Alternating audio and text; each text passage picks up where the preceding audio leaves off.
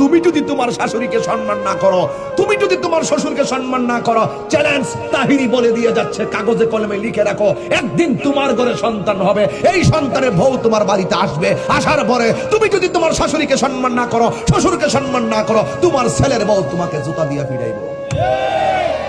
লিখে রাখেন, মান হাফারা হুফির। আমি বলি না, দলিলে বলে। আমি বানাই কথা কম জুতার বাড়ি খেতাম, দলিলে বলে, দলিলে। আমি বলি না। আমার জীবন আমি বহুত দেখছি, টিহাওয়ালা পয়সাওয়ালা ছেলে মেয়ে লইয়া 10,000 বেতন 12,000, আর বাসা ভাড়া হইলো 4,000, থাকে 8,000, প্রাইমারি বেতন হইলো 5,000, আর থাকে 3,000। 3,000 থেকে খাওয়া দাওয়া মাসে খরচ হইলো 12,000, 3,000 পরে ঋণ হইলো 9,000। এই 3 মাস যাওয়ার পরে 3 গুণ 27,000 ঋণ হইলো। লাস্টে কইতাছে কিতা করতাম, কোনো বাইতে গিয়া পরে সব গাটি গুটি গুল করে বাইতে পড়ছে। আর যদি চলতারে না আয়া আম্মা তোমার নাতি তোমার সারা থাকতারে না, থাকতারে না। মা বাবু আমি তোর ঘরে হইছিল না, আমার ঘরে হইতে রে।